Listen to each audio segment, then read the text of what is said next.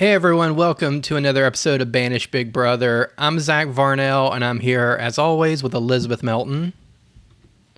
Hello? And let's just get straight into it. So the first story I had pulled up for us to talk about here, Google drops pledge not to develop AI weapons. So Google parent company Alphabet dropped its pledge not to use artificial intelligence in weapon systems or surveillance tools, citing a need to support the national security of democracies. And it says Sundar, I've never even tried to say his last name, Sundar Pichai.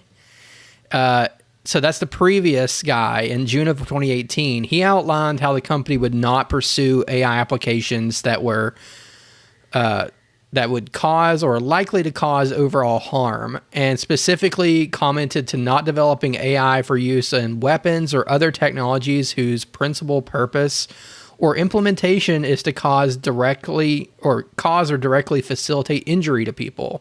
All right, that sounds pretty good. I wouldn't want to do that with any technology, really. I mean, unless it's, I don't know. I won't even, but like, that just seems like a good point to start with. It's like, this software I'm writing will not go on to kill people or hurt them. He also added at the time that he would not pursue technologies that gather or use information for surveillance violating internationally accepted norms, which, you know, at this point, it's pretty internationally accepted to spy on your citizens. But that aside, let's look here at the old blog post. So it said the objectives for AI applications were to be socially beneficial, avoid creating or reinforcing unfair bias. I think this is this is the old one. Yada yada, so on and so forth. Be accountable to people, incorporate privacy design principles, uphold high standards of scientific excellence, and be made available for uses that accord with these principles. And these principles are, you know, the things we were talking about before. And then they have a section of AI applications we will not pursue, technologies that are likely to cause harm, weapons, and other technologies whose principal purpose is to harm. We already talked about that from the article. Technologies that gather information, surveillance, blah, blah, blah. And then, that widely contravene international accepted law. So that is the old one. And like, that sounded pretty good. You know, there's always these little loopholes where you're like, well, you know, what does international law have to say about spying on people? They seem to be cool with it. But here in 2025, it's gotten worse, unfortunately. So they put out a new one, and this Sunjar guy is not involved in this one. It is James Manyaika and Dimmis Hassabis. I don't know. I'm not a good hard name pronouncer. But they have the 2024, I guess they're looking back at 2024, responsible AI progress report and update to our framework. So they don't come out and say, hey, we're dropping this and we're going to start making weapons and we're going to start surveilling people. But they say, hey, we're updating this thing that we talked about in 2018, and here's our new stuff. And their new things are bold innovation, responsible development and deployment. So whatever responsible means to them, and then collaboration, progress together. So, and then they do in here put, let's see, where is it? The G7 and the international organizations for standardization, as well as individual democratic nations, have all published together a framework and yada yada, who cares?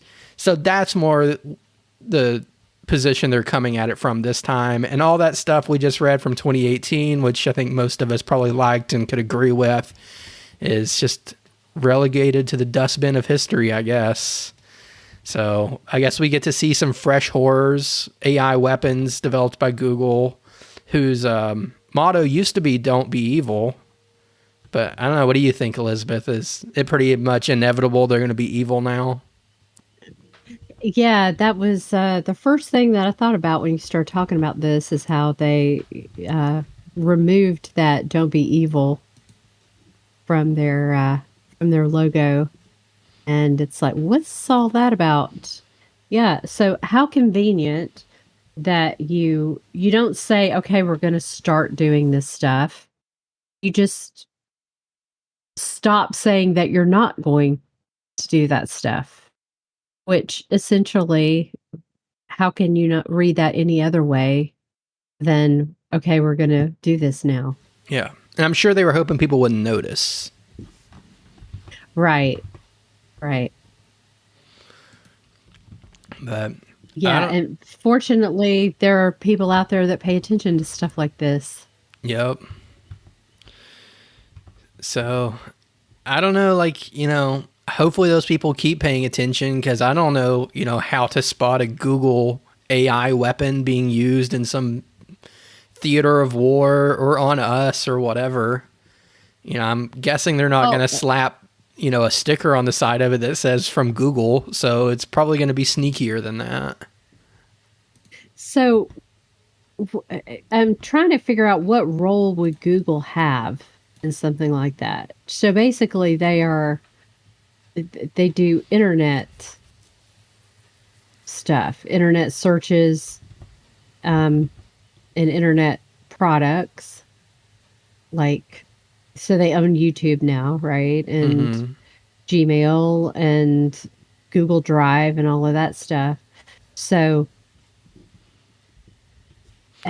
I guess whatever they do is going to have to implement. So, like maybe Google Maps, they could use the map for targeting people.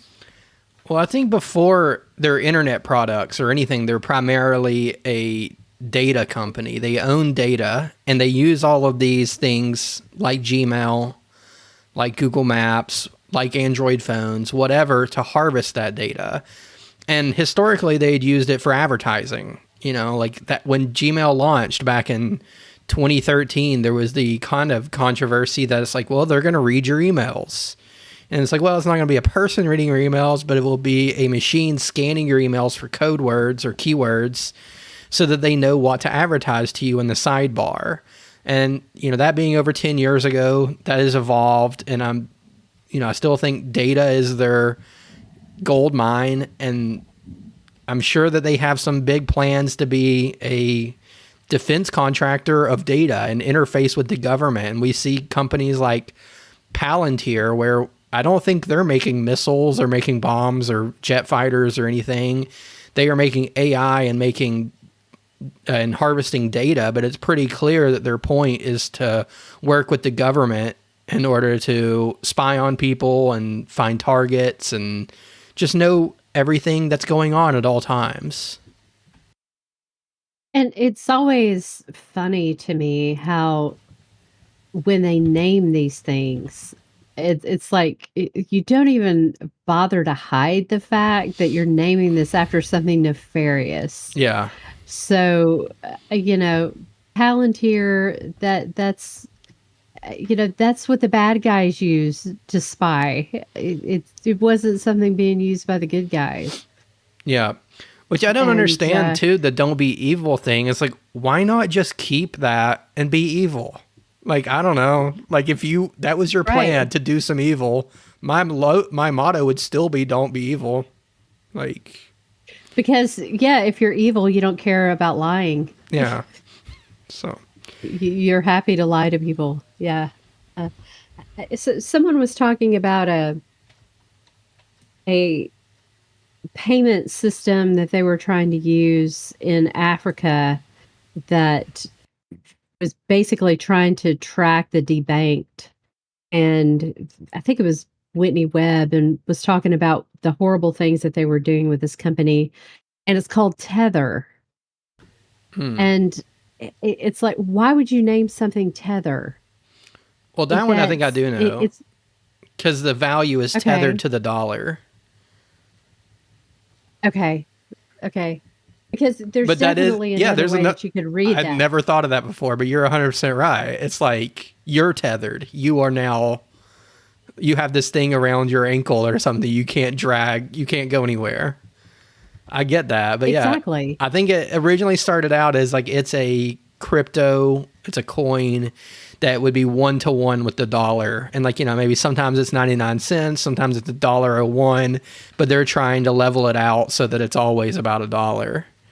So, I mean, I don't know, like maybe there's some good use cases for that, but these ones that are not decentralized, like Bitcoin is decentralized and not, a free market like Bitcoin is, where the price can fluctuate based on supply and demand and whatever other factors are influencing it, but is pegged to something. I don't know. I'm always suspicious of that. And they usually try to get in bed with governments and corporations. And I don't know how much money you can make off having a coin that is pegged to the dollar. It would seem to be then like maybe you make money off a margin a little bit, and these people always want more. So doesn't surprise me at all to hear that they'd be getting into the game of like, let's track people in Africa who I don't even know why they need to track them, but because they have to track every single human being. Yeah. Obviously, we can't let one single human being fall through the cracks. That's the way that it seems to be headed anyway. Yeah. Well, speaking of this whole, AI weapons and surveillance here stateside, we also have news here from the Economic Times. I think it's the Times of India, actually.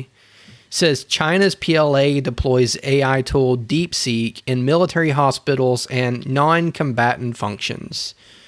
So DeepSeek, I think we talked about a few episodes ago, where it was basically China's answer to all the AI that we have developed here in the US. So we have, OpenAI and ChatGPT and all these ones. Google has, what's theirs called? I forget. But there's like Anthropic, there's Claude, there's Grok, there's Gemini. I think that's Google's. And I'm sure there's other ones. There's Facebook has one even.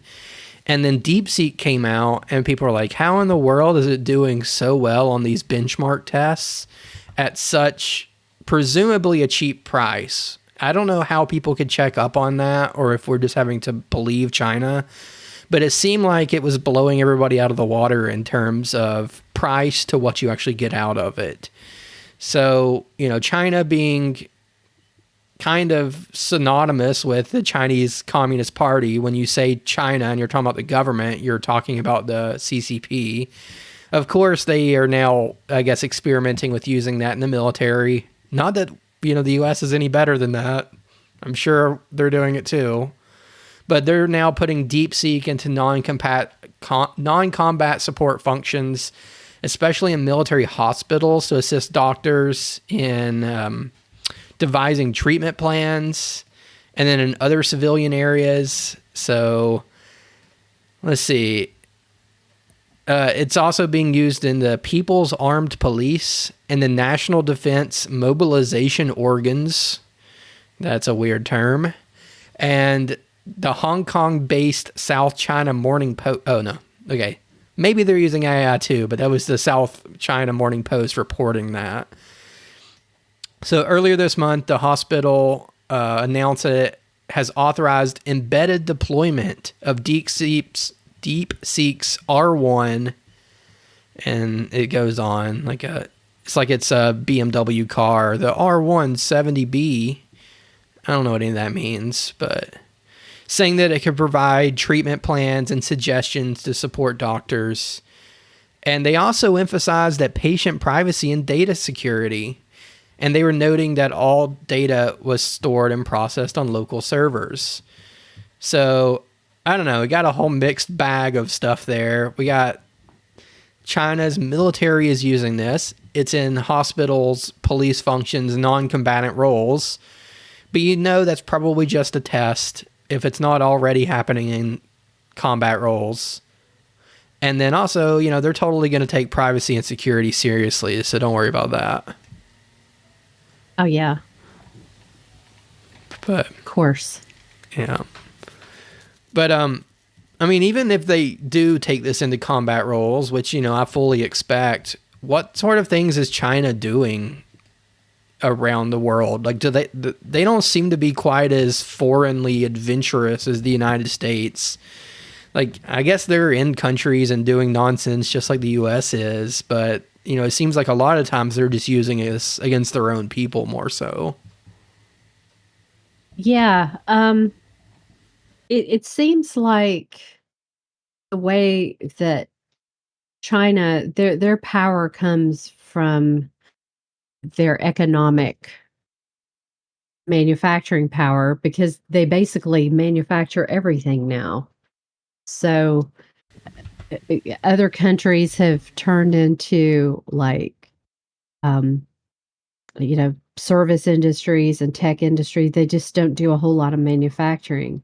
So when you hold all the cards when it comes to manufacturing, that's a lot of power because all you have to do is pull it away. So yeah, their power, it doesn't seem to be so much in their military and what they do with their military, but rather holding all of the economic cards.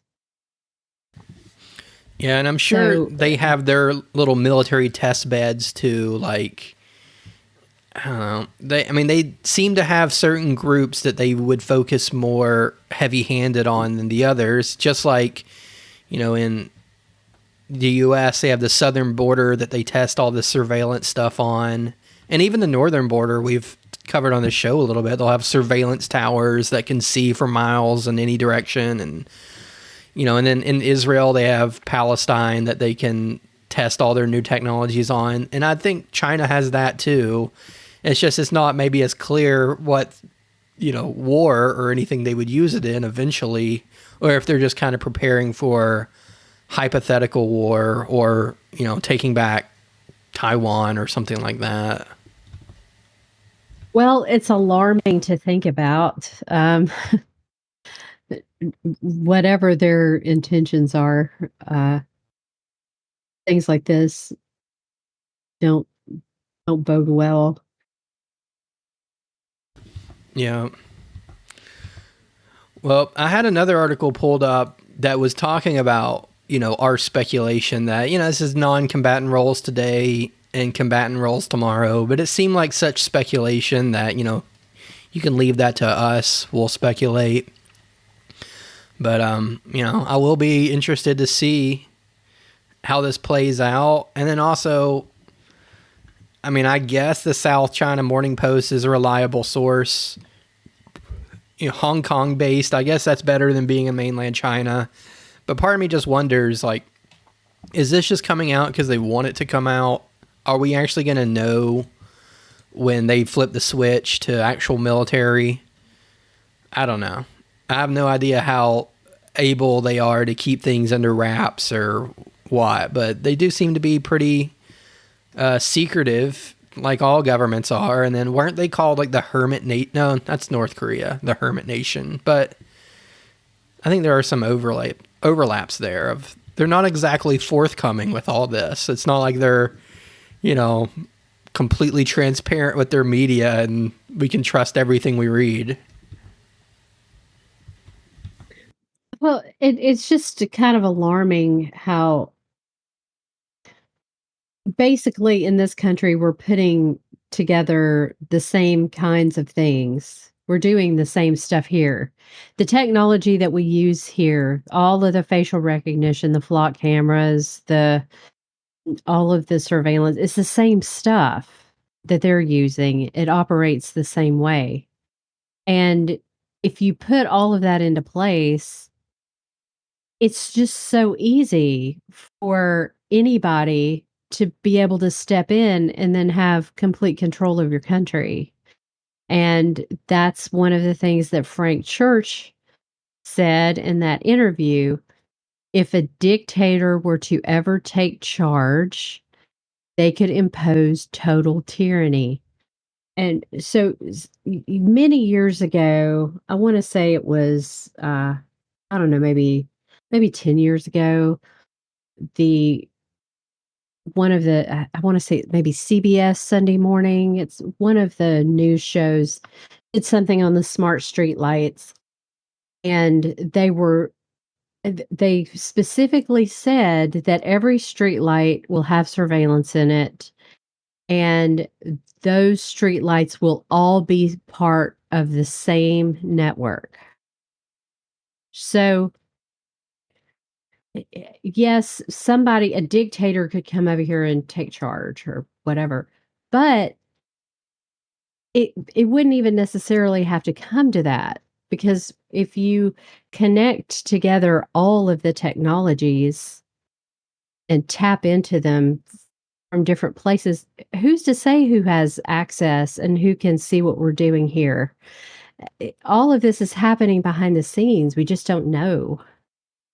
And so, yeah, whatever China's doing, I don't know. Yeah. It's And there's going to be the keeping up with the Joneses effect. And actually, I'm remembering now why I put these stories back to back, despite them, being very similar in that they have to do with weapons and then the military. But I remember now that I think people are speculating that a lot of the reason that Google went and dropped this, we will not create weapons or we will not create surveillance technologies, were the good guys. They dropped all that. It's because DeepSeek scared people so badly in Washington and Silicon Valley that this came out and they're like, oh my goodness, this thing's blowing us out of the water with a fraction of the resources. It's, I don't know. I don't know the numbers to use, but it's doing a lot better than what we were doing while sucking up all the energy and, spiking NVIDIA stock because we need so many GPUs and all this stuff. So at that point, they're like, okay, we need to get serious about AI. We've just been screwing around until now. Like, it's fun to talk to ChatGPT and turn all your images into Studio Ghibli style images, but that's not what it's supposed to be about. We need to beat China.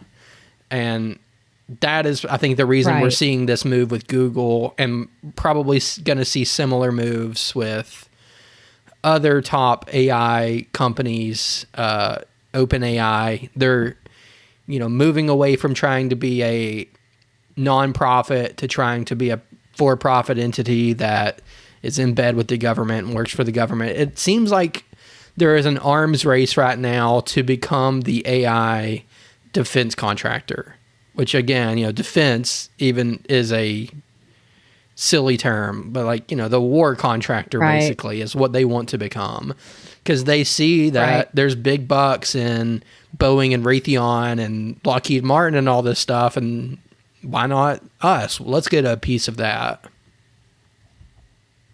And that's, I know that we've talked about this before. That's the argument that they want to use is, well, if we don't do this, China's doing it anyway. And if we don't do it, then they can take over and we're going to be in danger because they're going to have all of this advanced technology that we don't have. And that's the whole prisoner's dilemma, tragedy of the commons thing, where you get people who conceivably they would say, well, we don't really want to do this, but we have to do it just for our own self-preservation. But, at the end of the day, they probably do want to do it because there's money to be made. And they justify it by saying, well, if we're not doing it, somebody else is just going to do it. It's going to happen anyway. So we might as well be the ones to do it and make the money from it. And then you end up in just a very, very bad place with at least some people doing things that they don't even want to do and creating a world that they don't really want to create because they feel like they have to. Yeah. And if they really are worried about, China someday deciding that they want to come and march on us or technologically take us over or use AI to take us over or whatever, they're doing the exact opposite of what they should be doing. Because what you would want to do would be to decentralize everything, especially power. Because, if all the power resides in Washington, D.C., and then someone comes and takes over Washington, D.C., I don't think Americans are going to lay down and be like, all right, we suddenly follow this guy. But, you now pull a lot of the levers of power. You have a lot of I don't think that's a realistic scenario, but, you understand what I'm saying is like if there's a country with a capital and that capital is taken over, that's a whole lot different than you have, some distributed, 50 states or whatever that are kind of doing their own thing. How are you going to take that over? And especially if it's more distributed down to like communities and individuals, and you can't really exert power from just some government seat somewhere. Good luck taking that over. You're not going to. And I think the same applies to systems when we're talking about technology. So you don't want a single point of failure or a single point where a hacker can get in or a nation state can get in. It's like, well, we own this streetlight system now. To me, it would be better if it was more decentralized, and good luck hacking that. Just like good luck hacking Bitcoin, which is decentralized. I don't know. Basically, it's not possible. Like, I'm not one to say something is completely secure or, never use the word unhackable or any of that as a security guy. But Bitcoin is the closest thing I've seen because of its decentralized nature. And, that seems like something we should try to replicate in other systems just because, especially if we're worried about some adversary trying to take over, you don't want this single point of failure. Right. And so if you don't want someone coming over here and taking over and being able to control everybody, then don't build a surveillance state, a networked surveillance state through the FUSIS system that allows one group of people to see what everybody in the whole country's doing. That is incredibly dangerous, not just from citizens in our government, but from anybody that would come over here and take over. It's completely irresponsible to do that. But people are more concerned about their own power and being able to wield that power than they are the welfare of the people who live here. Yeah.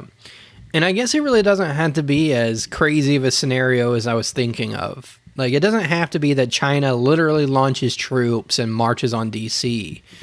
But just think, through our political process, if you build something now, while let's say your people are in charge, are you okay with that being the norm for 4 years, 8 years, a decade from now, assuming you're not in charge and maybe your worst political enemy is in charge? Are you okay with handing over the keys to the thing that you were using?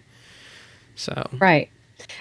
And that's something that people don't seem to understand for some reason, is that whatever you put in place to manage or control whatever you perceive as your enemy, then your enemy, when it's flipped around, is going to have the same tools, the same precedent. Yeah, if you don't want to be controlled by it, then you don't need to build it in order to control others, because ultimately that could happen. For sure.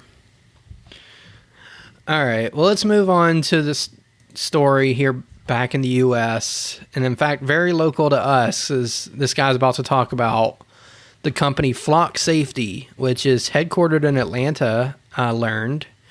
And, I just find it a little bit interesting that it's being talked about. And here on Forbes, it's being talked about.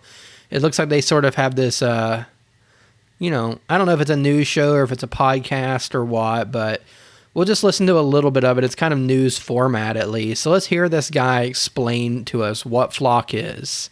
Because it's always nice, I think, to be able to hear it from somebody else, just to check your own definitions and make sure we're all on the same page. So let's hear it real quick. They're worth approximately $4 billion. They're venture backed by numerous well-known venture capital companies, including Andreessen, Horowitz.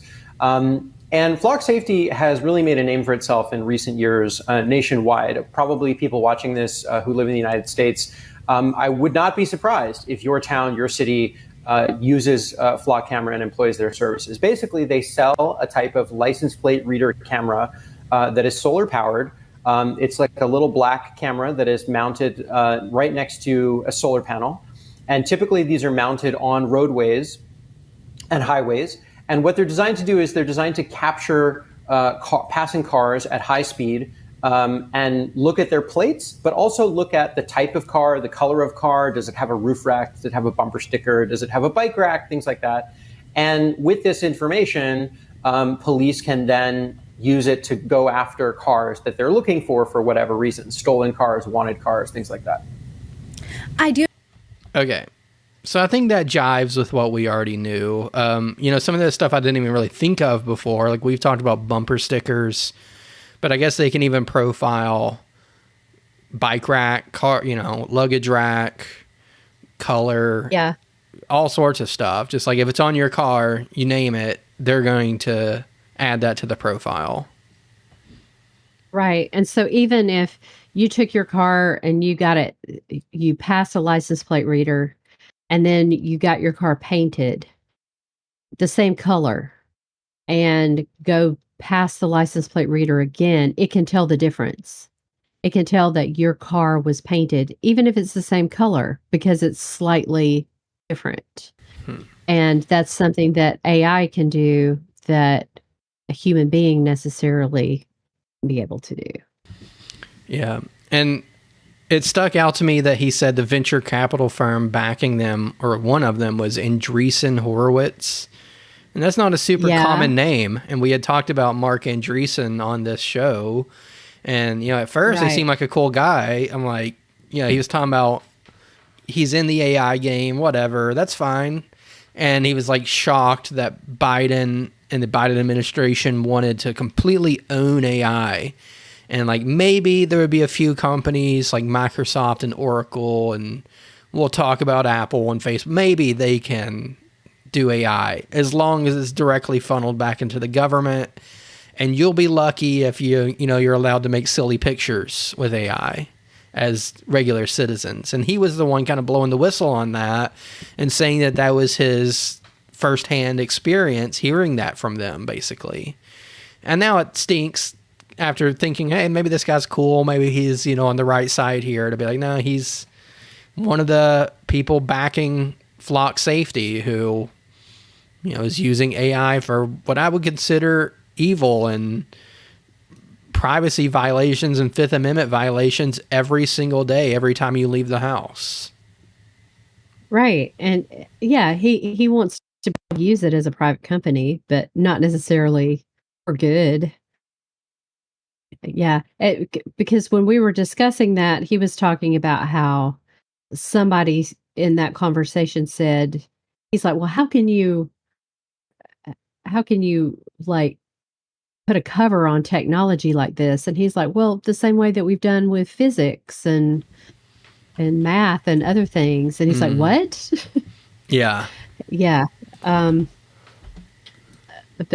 yeah, so basically these companies, they are concerned about making money. That is their bottom line. If anything that they say as far as advocating for privacy or trying to mitigate things so that they don't seem so bad as what they really are, it's so people don't throw a big fit about it, basically. So it's to mitigate people's fears and make it seem like, oh, this isn't as bad as you think it is, and you're just being hysterical. But no, I seriously doubt that there is any company, and this is, of course, me just speculating, that's building any of this stuff that really cares about how it's going to be used. Yeah. So I just brought up Andreessen Horowitz here. I mean, it's not something I plan to look at, but I'm going to show you this. This is weird. I closed it, so let me bring it back up. All right, let me share the screen and show you what I just saw. All right, so number one, Andreessen Horowitz, their motto is "Software is eating the world." That's strange to me. I don't know. Maybe they're just being clever, whatever. That just seemed weird. But then it says meet the team at A16Z team partners. And I saw Ben Horowitz, which, that's in the name, Andreessen Horowitz. Then it says Daniel Penny. And I click that. And the dude on here named Daniel Penny looks like this. Is that not the same Daniel Penny that got arrested for killing that guy on the New York subway?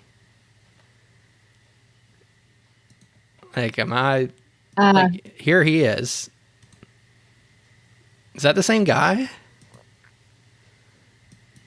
I have no idea. That is wild. If so, yeah, it is. I'm fairly sure. That's crazy. Yeah, this is the guy who, like, Daniel Penny was a Marine, and there was some guy causing a disturbance on the subway, and he choked him out, and the guy died. That's seriously the same person? It looks identical. And when I Googled Daniel Penny images, we have the New York Times story of the guy who killed the man, and then Andreessen Horowitz right here. The same picture. That's the same guy. That's so weird. That is very strange. I don't even know what to think of that. And then, is that him? I don't either. I don't know. Maybe these are just freakishly similar looking guys with the same name. And then here's a picture of him with Trump and JD Vance. I don't know. That kind of looks different. That's weird. Anyway, I guess neither here nor there anyway. I just saw that and I'm like, what in the world is going on? But anyway, let's go back to this flock thing real quick. So here's another thing. I don't even remember what the guy says at this timestamp, but I have it written down. So let's check out this guy talking about flock one more time. They used them for a couple of years, but lo and behold, our journalism shows that this past year, 2023, what are called Part 1 crimes. These are the most serious types of crimes in any community. So that includes things like burglary, robbery, murder, rape, other awful crimes. The total number of Part 1 crimes in San Marino, as you say, ticked up very slightly between 2023 and the year before the cameras were installed. So that, to me, calls into question their efficacy in terms of driving crimes down. So can you talk about those numbers for us a little bit? So there he basically just said this city that installed them had a slight tick up in crime the next year. So that seems to fly. Which would indicate, that they're not stopping crime. No. And then if we look at their website here, this is flocksafety.com, and one of their resource pages, it says, reduce crime one license plate at a time.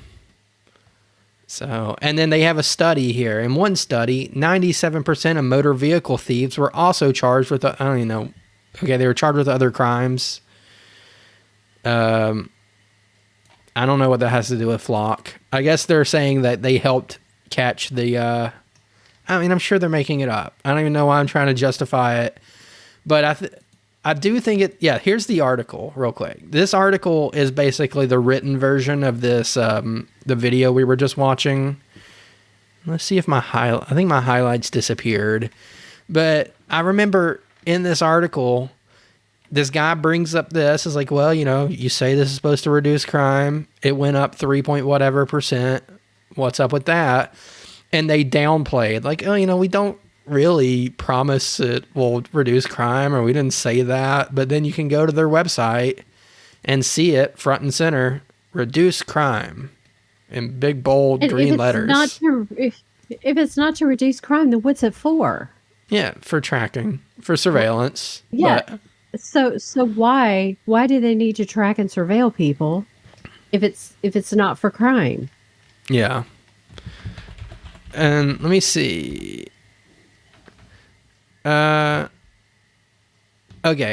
so take this however you want to, but the study that I read off a minute ago, this Forbes article says that they pointed to the same study. It's like, well, you're trying. Oh, yeah, and this is a different one. It says they pointed to a study that concluded that 10% of reported crime in the U.S.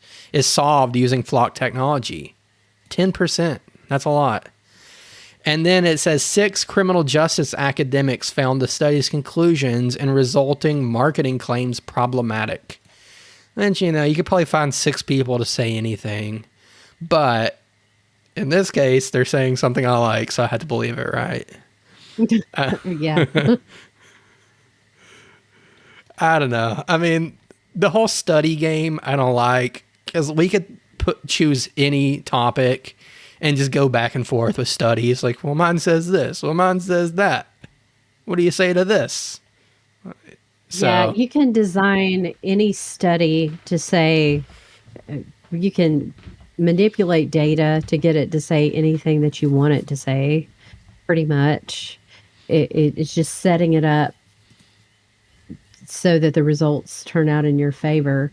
But at the end of the day, so we have this thing, and I don't know if you'd plan to talk about this later, but going on in Georgia right now, trying to eliminate the school zone cameras. yeah, let's talk about that now. So, yeah, one of the senators that is in charge of the committees that get to determine whether it's discussed or not was he said that that public safety is the number one issue. Well, no, it's not. No, it's not. Public safety is important, but you don't violate people's rights in the names of public safety. Freedom and our constitutional rights, our natural rights that aren't even listed in the Constitution, all of those things are more important than public safety. And so I don't think that they prevent crime. Even if they do prevent crime, that doesn't matter to me. You don't go around surveilling innocent people because you catch a few bad guys. Yep. And then with the whole school zone speed cameras, unfortunately, it looks like James Dutton's case was thrown out. So that's the legal avenue that I guess has been exhausted there. I mean, I'm not a lawyer, so I don't know what might be in his back pocket or what he might be thinking next, but it seems like he might be at a dead end with that. And this is different than Flock, too. It's just since we, kind of talked about that. But there is still the this is bill to ban it. Actually, this has a stronger footing than Flock does, because Flock just surveils and collects data. This actually issues a citation, so you get all kinds of due process issues involved with that. So there's a stronger argument to be made for the school zone cameras than the Flock cameras. So, yeah, it's very discouraging. Yeah. And, with the stronger footing, it still seems to be an uphill battle, maybe even a losing battle here where James' case got thrown out, unfortunately. But there's still hope that it gets banned legislatively. But it doesn't look like that's going to happen either. Probably they're just going to regulate it, which, who knows? I don't know what that's going to look like. But it's very interesting because you had 2 different bills. The first bill would have banned the cameras. And over 100 co-sponsors on that one. Yes. Yeah. So obviously people are behind doing this. So they changed that bill. So now even if that bill does go through, there's like a sunset clause in there to where they're going to let them continue to operate until 2028. Even if they ban them, they're going to let them continue for 3 more years. And it said something like they couldn't enter contracts after 2027. So what I would think Right. is like in 2027, they're going to enter a 10-year contract or something. So, Right. So they're going to allow them to write contracts for 2 more years and to exist for 3 more years before they're banned. So it's something is detrimental to the public. It's so detrimental to the public that you're going to ban it, but you're just going to allow it to continue for 3 more years. How is that looking out for your constituents? So there's that, which, hopefully it will pass so that at least we'll have something. But there's another bill that is the Senate Bill 651, or maybe it's House Bill 651, and that keeps the cameras in place. So they still get to have them, but they're just going to fix it. They're going to they're going to tweak it a little bit so it's not quite so rights violating. Well, it's really interesting because this bill was introduced by someone who admitted during his testimony to the committee that he doesn't even have any of these cameras in his district. But he was introducing this bill as a favor to someone else. So basically, the camera companies, knowing that everybody is upset about this, they want this bill in place so that they still get to keep the cameras there. And, so they don't have like an all or nothing situation. yeah. And you wouldn't believe the people up there with their pearl clutching about protecting our babies over this stuff. It's just, It's not even the absolutely. case. A camera that sends No, you a ticket it is later not. on doesn't help a child in the moment when they're trying to cross the street or get to school or whatever. And, we've talked about it before with James Dutton as a county commissioner in Spalding. There hasn't ever been a single case of a child being hurt or killed in a school zone in Spalding County. So it's a solution that makes a lot of people a lot of money where there is no problem to begin with. And then according to James And also, it makes people feel good. yeah. And according to James also, they got rid of crossing guards because they no longer needed them now that they have these fancy cameras. And then I believe he said something like it was also creating more traffic on side streets now and people speeding through neighborhoods because they're now trying to avoid these cameras, which, I'm Right. not advocating people speed through school zones or speed through neighborhoods, but these are the unintended consequences that happen, like it or not. And I don't think the answer Right. is to put up speed cameras on every road. And, especially when these cameras get the rap of not working correctly and they'll issue tickets even on off hours and things like that, then it's just natural that people are going to want to avoid them and, create more traffic through your cul-de-sac or whatever than actually doing what they were intended to do, other than Right. rake in money, which I know they were intended to do. Right. And so children, if they're walking home from school, they're going to be walking through the residential neighborhoods outside of the school zone that these people are now making detours through. So even if people aren't speeding through there's increased traffic, which is creating a more unsafe situation. Yeah.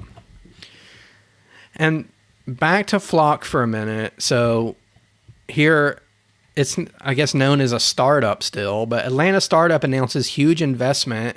It's now worth nearly $8 billion. And it says it will soon be opening a 100,000 square foot manufacturing facility in Metro Atlanta and plans to hire hundreds of workers. So again, this seems to me like it's going to get more ingrained. We couldn't possibly think about banning these later on down the road because of all the poor people that will lose their job. I don't know. It's not looking good, in my opinion. But, I still think there's hope, and we need to fight against these things. And, a year ago, I probably wouldn't have been optimistic about the school zone cameras or thought there would be 100 co-sponsors on a bill to ban them. So anything can happen. But this is another one where it's like flock safety is becoming more ingrained in Georgia, and it's going to be harder to get out, even if we all do collectively decide one day that we don't want to be surveilled on our way to the grocery store every time. Yeah, it's definitely becoming more of a David and Goliath situation. And so the Institute for Justice and their case with the flock cameras, it's like if they're ruled unconstitutional, then I guess they would have to pull this back. But it just makes me wonder, is our justice system really, does it really function the way it should? If something is unconstitutional, are they going to rule it unconstitutional if it requires shutting down businesses where all these people are making money? Yeah. And it's the same thing that the defense contractors do. The bomb makers, the missile makers, the F-35 makers, whatever. They'll spread them out as widely as possible. So there's a little bit going on in Marietta. There's a little bit going on in Vermont. There's something going on in Arizona. So that if you ever be like, hey, we're wasting billions of dollars on this F-35 program, maybe we should get rid of it. Maybe it's not as good of a plane as we were promised. So well, we couldn't possibly do that. That would be thousands of people without a job now. And, this congressman is for it because it gets money for his district. And these other 5 congressmen are for it because it gets money for their district. It's become something that's almost impossible to root out. Right. And I promise you, people, I'm going to protect your jobs. Yeah. As if the government is supposed to be a jobs program, which it's not. Yeah. Well, it says back in this article that there's going to be an entire new part of town, I guess, called South Downtown in Atlanta. He owns 10 square blocks, I think, they said, in a historic neighborhood. And I like how we get the little nod here. It says, some of its products have come under criticisms from residents of communities where technology is used and advocacy organizations like the ACLU. So that is about as much mention as privacy or any of that will get. It says those opposed to the products worry about over surveillance and the potential misuse of the products. So there's our one paragraph we get before they go back into how much money Flock's making and how big this thing is going to be and all the staff they're going to hire. And yeah.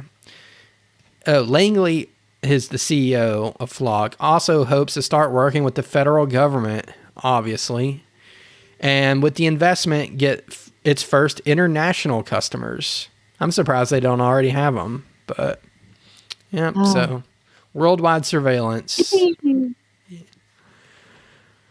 And let's talk about one more depressing thing, and then we'll move on to something that's kind of fun real quick.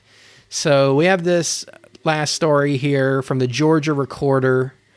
Georgia Power to argue new long-term plans for Public Service Commission after legislators... that means nothing to me. So do you want to tell us what's going on with this? I thought that headline would be helpful, but it wasn't. So basically, we have a program here that's been going on for years. It was like called a boondoggle, basically trying to build a nuclear plant Vogtle, which had 4 reactors on it. And that was supposed to provide energy, a plentiful source of energy to take Georgians years in the future. Yeah, and even enough to sell. Our power bills are going up. Right. Our power bills are going up. We can't keep up with the demand, and we can't keep up with the demand because of AI, is basically what they're saying. So Yeah, we're supposed to set our thermostat, make yourself just a little bit less comfortable, make some sacrifices, take austerity measures here, take one for the team to save on electricity, and that way it won't be so expensive if we're not trying so hard to produce enough. But yeah, in the meantime, the most surveilled city in the country gets to do whatever it wants with its AI and gobble up all of that energy. Yeah. So here from the article, it's pulled out a few things. So this isn't just, crazy old Zach and Elizabeth saying it's because of AI, but it says that the PSC's plans are to spend billions of dollars to meet its skyrocketing energy demand, primarily due to the projected growth of large data centers supporting artificial intelligence. And then it says, let's see what company it's talking about. I'm not sure, but it says company officials estimate 80% of its projected increased energy demand over the next decade is tied to expected new data center growth in the state. Oh, that's Georgia Power. So Georgia Power is saying that 80% of the growth that we'd see in the next decade will be because of data centers. And I think the reason that those data centers are going in is AI. It's not like we need more storage or, more capacity on AWS. Not suddenly a ton more websites and stuff out there, but it's the AI and the processing power needed for that. And Georgia Power is projecting electrical load growth will increase by 8,200 megawatts by 2030, representing an increase of 2,200 megawatts. So I guess that's over 7 years. It'll be 2,200 more megawatts. 1 megawatt can power about 600 homes, it says. So what is that? 2,200 times 600. So about 1,320,000 homes worth of energy will be needed over the next, I guess, not 7 years, but the next 5 years for all this AI stuff. That's crazy.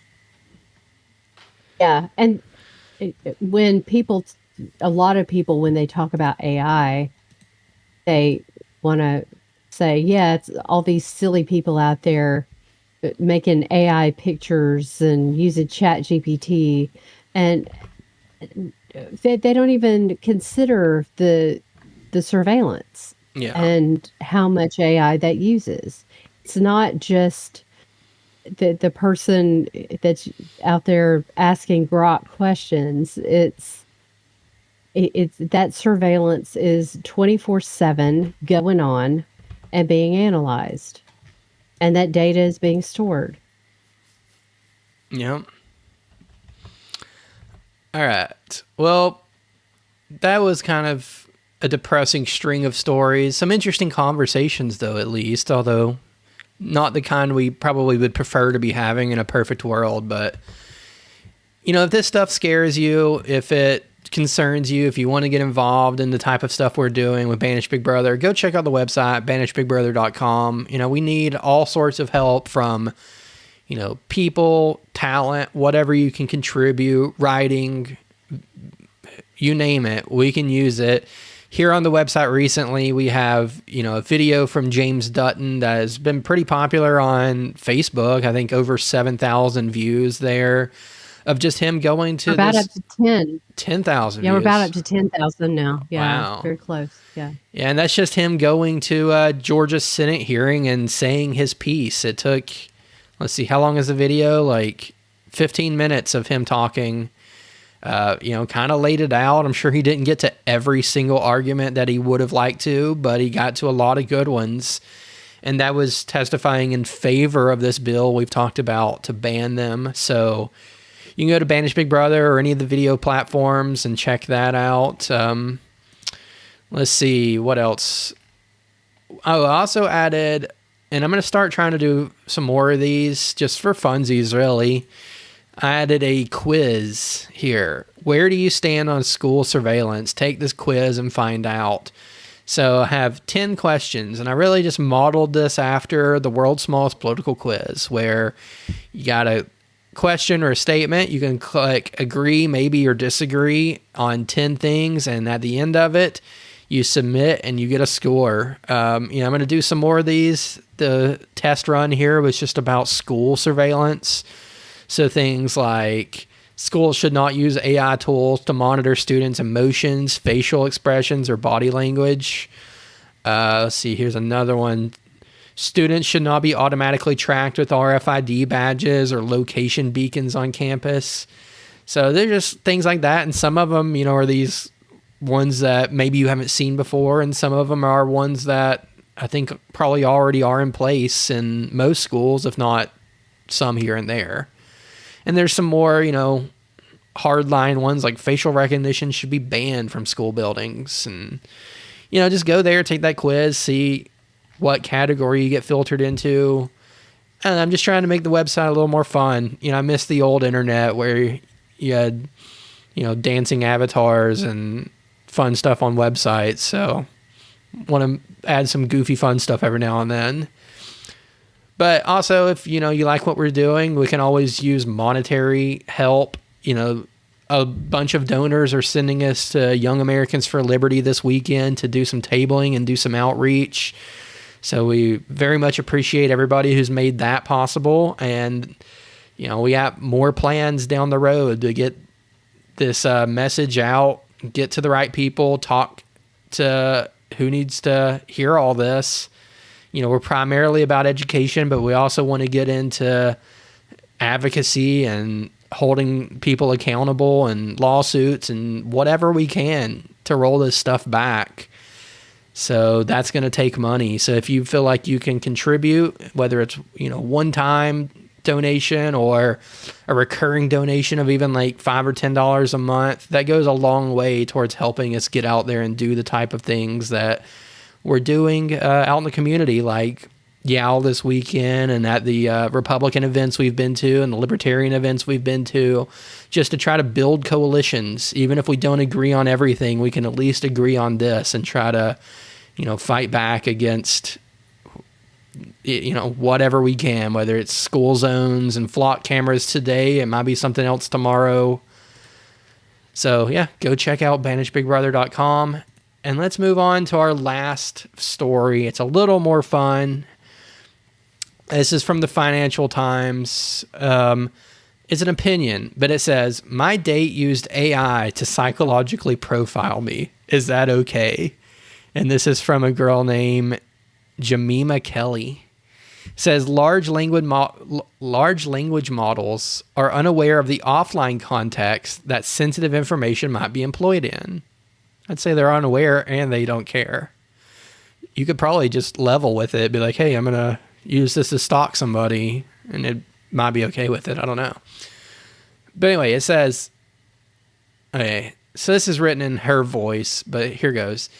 Anyone who has swum in the murky pool that is online dating knows it can sometimes be a grim place. It is wise, therefore, to carry out a spot of due diligence before turning up somewhere to meet a stranger on the internet who may not be a jerk, an energy vampire, or indeed a fictional character created by a disgruntled former flame.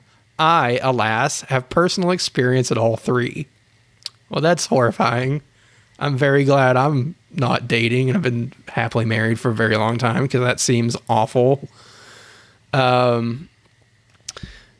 says, but recently a date took this idea and really ran with it. Not only had he Googled me before our first encounter, but he had also asked ChatGPT's new deep research tool to, deep research me and come up with a psychological profile, an 8-page psychological profile. It started with, Kelly comes across as intellectually curious, independent-minded, and courageous in her convictions, which suggests a high degree of self-confidence and integrity. Her humorous anecdotes about her own gaffes betray a lack of ego and an ability to laugh at herself. Psychologically, one might describe Kelly as a skeptic with a conscience. So it's not a very long article, but I just wanted to point out the beginning of it there. And I guess, at one point it was kind of weird and taboo to Google your date or to Facebook stalk your crush or whatever. But I guess this is the new frontier, is you can do deep research on somebody using AI, and within 10 minutes, it's going to spit out 8 pages on the person. So, any thoughts or reactions to this so far? I agree with you that I'm glad that I'm married and don't have to worry about stuff like that anymore. Yeah. Well, I went and I played with the deep research tool in ChatGPT, and I just plugged in my own name. I'm like, hey, do a psychological profile on Zach Varnell. And I think it did kind of protest a little bit. And I'm like, don't worry, it's me. And then it did it. I don't know if it actually checked. I doubt it. You could probably tell it whatever you wanted to. But it did that, and it basically searched the internet and found every mention of my name that exists, read them all, strung them together in what came out to be, I think, a decently accurate profile of myself, with the caveat that it's all stuff I've put online, and everything I've put online has been intentional. People have the tendency to curate their online existence. You're not seeing me at my worst online. You're not seeing me when I'm tired and cranky and things like that. So you're really getting the best view of somebody when you're looking at their online presence. And a lot of mine was professional too. So, it might emphasize certain things more than others and can be completely unaware of other aspects of my life. But I thought overall it was pretty accurate, and it at least reflected, like when it came to my professional life, the kind of image I do want to put out there about my, my background, my cybersecurity company, my cybersecurity work, things like that.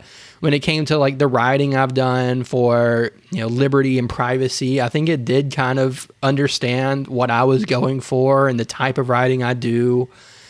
I'm trying to think if there's anything else. It found some stuff on me that I didn't even know was out there. Like I had responded to like a journalist at one point and never heard anything back from them. And I'm like, oh, I guess they didn't use it. Turns out they did. I just couldn't find it. So that was out there and it found it. And I thought that was cool. But, I think it was a cool tool. It was a nice exercise. I'm sure it's going to get used like this for dating purposes and stalking and all sorts of weird stuff. But I think you have to keep in mind that just like if you're scrolling through Instagram or somebody's Facebook feed, you're getting the version of them that they want you to see. Unless they just... And researching employees. Yeah, for sure. I can see this happening. Yeah. I mean, there is an occasional psychopath who has no filter and just says everything. And, I guess that's going to be out there too, and maybe you're going to get a fuller picture for that person. But well, and yeah, it does kind of work that way though. Like especially on social media, sometimes you'll have people who they kind of feel anonymous behind that keyboard, and they'll say things to people online that they would never say to them face to face. Yeah, because they have that barrier there. So I guess that does go the other way. But I just wonder, because there are tons of Elizabeth Meltons out there. If I go and ask it to research Elizabeth Melton, how does it know which one I'm talking about? I don't know how it knew, but it didn't confuse me with any of the other Zach Varnells. Like, there is a Zach Varnell who is a minor league baseball player. There's one who is in a band. There's one, I think, who is like a praise and worship leader. And they're out there too. You can Google my name and we're all intermixed. But when I did the deep research, it somehow knew and only pulled in stuff that was relevant to me. And I could not figure that one out. It's interesting, isn't it? It really is. So, yeah, my dog has this lump on her face, which is like a lipoma. Mm-hmm. And how does Facebook know that? How does Facebook know to give me an ad for a medication to alleviate dog lipomas. I don't, this is not even something I even talk about. It's really strange how they, I don't know how they go about figuring out this stuff and figuring out like who, which Zach Varnell you're talking about. It's interesting. Yeah. But anyway, I thought that was a little more of a fun story, even though it didn't sound like it was fun for this lady. But maybe not the worst experience she's had either. Maybe I should look up more of her writing and see if she talked about this fictional character that somebody created. I don't know. It just sounded like she got catfished. Maybe it's not as funny. But anyway, I guess that's the end of the episode, though. Ended on something a little lighter after talking the whole time about AI weapons and surveillance and, kind of a battle that's feeling hard to fight at times. But, every now and then we get to step back and laugh at it a little bit. It's a heavy topic. We got our work cut out for us. Yeah. Well, any parting words or anything new with the Gray Matter project or anything going on you want to talk about before we sign off? Well, I'm working on the in-depth interview with Aman Jabi, and then that will be the last interview for that. So that particular segment of the Gray Matter project will be finished, and then I'll be moving on to other things and doing other documentaries. So they won't necessarily be connected to what we're doing here with Banished Big Brother. But if you are interested in this, you might be interested in some of the other topics as well. Yeah. And, the podcast is definitely more freewheeling than everything else the organization does. So there'll be nothing stopping us from talking about it or going off subject or any of that. We'll keep everybody up to date with what's going on there. But I guess that's it from us. Just check out banishedbigbrother.com. We'll be back soon with news of how tabling at Young Americans for Liberty went. That's it. Bye, everybody. Thanks for listening. We represent